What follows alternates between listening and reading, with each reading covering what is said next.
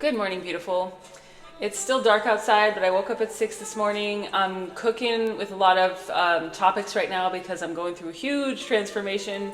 Some of you guys have been watching me a little longer know that about this time last year I went on my fool's journey, which basically just means starting over, starting fresh, not having any idea what is coming next, just taking the leap and trusting that you'll be caught. I'm in one of those moments right now. I'm sure I'm not the only one. Feel free to share in the comments what you're going through. But there's this idea for a lot of us that have grown up in poverty or seen our parents struggle or have felt unworthy that there's a poverty consciousness that kind of hangs over our lives for those of us that resonate with that. And so this is mostly for those of you that need to hear more about what poverty consciousness can do to your life. And as someone who was raised very poor, I have struggled off and on with money throughout my life, but there have been periods of time when I have done really, really well through businesses, such as the last one that I left to do this work full time for free. I was in the Airbnb industry and I figured out that perfect balance of working very little and making more money than I've ever made.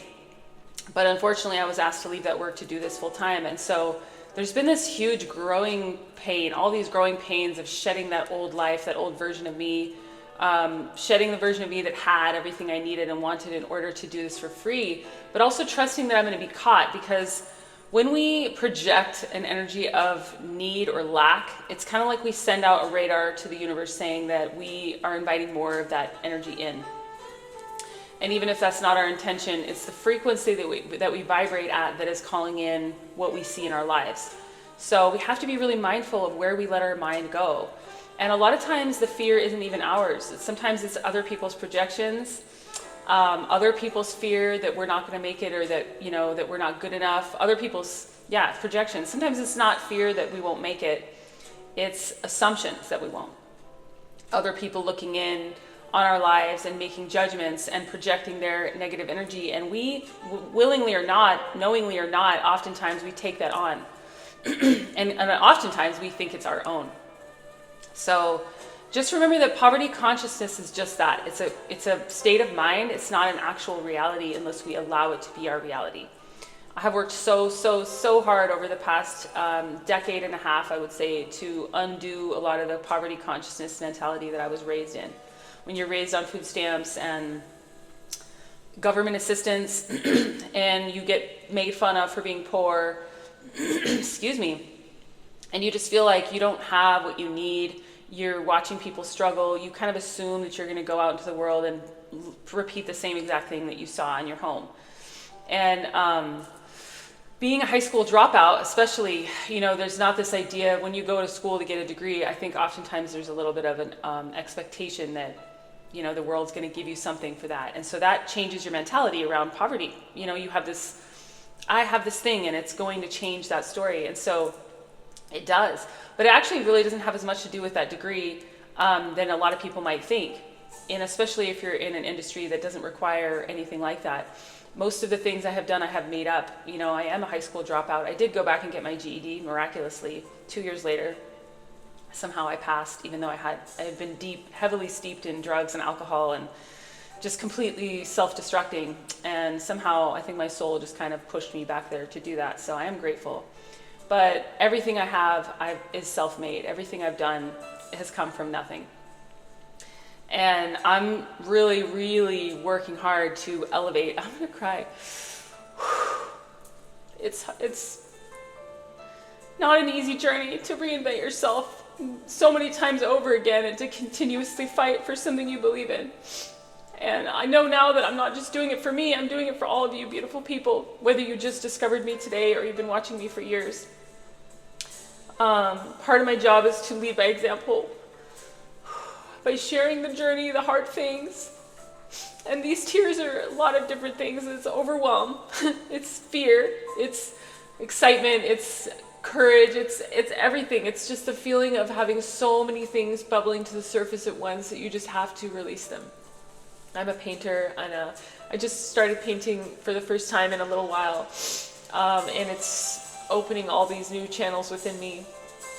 And it's still wet in the other room, and it's dark. Otherwise, I would bring it out and show it to you. But the point is that I'm here to shed light on the difficult paths And there are a lot of people who were raised in money who watch videos like this and just think that, I don't know what they think, but this video is not for those people necessarily, other than to tell them what I do and what I've been through. This is for other people that have been through a lot and are trying to reinvent themselves. You have to have a model. If we don't have to, I'm my own model. I don't really have anybody to model myself after. This work is very unique to me. I've never met anyone or seen anyone who does work exactly like what I do, because I do so many different things.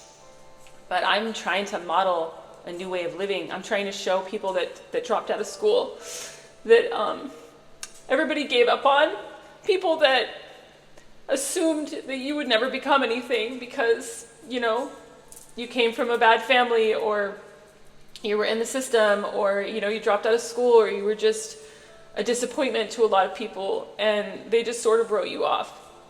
And I am working hard to rise from the ashes from all that I've been through, die and be reborn over and over again, to become as big as I believe I was meant to be in this life. And the reason why I'm meant to be big is because I'm here to lead others, other underdogs who've been through a lot.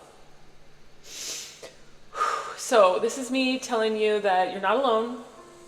This is me sharing more of what I share, which is just my true, authentic nature, the true and honest version of the journey that I'm going through, which is not always beautiful. It's not always fun. But this is an exciting time for a lot of us. I think a lot of us are being kind of pushed out of the nest. I've been in this house for 8 months. It's been really touch and go with just being present in the moment, trying to show up and not panic when things don't feel like they're working out. And this is another thing, that if you've had a lot of poverty consciousness, a lot of experiences with being left behind or abandoned or left without, there's this default mode that we go to where we're like, we're not going to be okay, we're not going to make it, there's not help on the other side. That's probably been the hardest thing for me to overcome. And I want to get on here and always emulate strength, but in the midst of the strength, there's always a struggle of letting go of the old version of us while we become the new version. And so this is me in the middle, fighting for that life that I see, fighting for that life that Spirit is showing me is for me, fighting for the version of me that can just lead by example without struggling anymore, at least not in these particular ways, financially and with my self-worth, because I know deeply that I'm worthy after all this work that I've done on myself and for you guys and for God. But that doesn't immediately obliterate all the parts of me that I created through trauma that said otherwise. And those parts of me are still kind of here being processed through. And it's this thing where you dip in and out of a high vibration. I'm calling in abundance and stability. Eventually luxury and things that, beyond just survival. But right now I'm just like trying to get my frequency to a point where it's vibrating high and constant. So I can call in stability, so I can pay rent and take care of my human vessel while I dedicate my life to God's work. But there are going to be times, inevitably, where we dip in and out while we're trying to create this foundation of self-love and self-respect, when we're really trying to just honor who we are on this path and change and grow. Thank you, Spirit. Yeah, it's not just about vibrating at a stable frequency. It's the fact that we might get to that stable frequency, but then we're asked to level up. That's what I'm doing right now. I'm being asked to not just level up a little bit, but a lot. And I can feel it's challenging me to my core.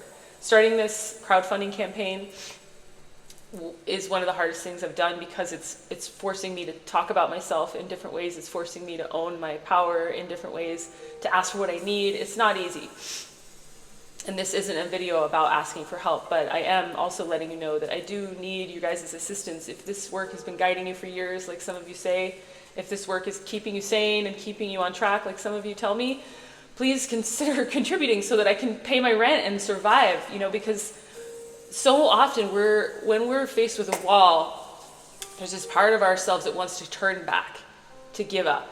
Okay, I can't tell you how many times I have felt that, hit that wall and felt like turning back, like giving up, going back to my old industry and making thousands of dollars and being comfortable again.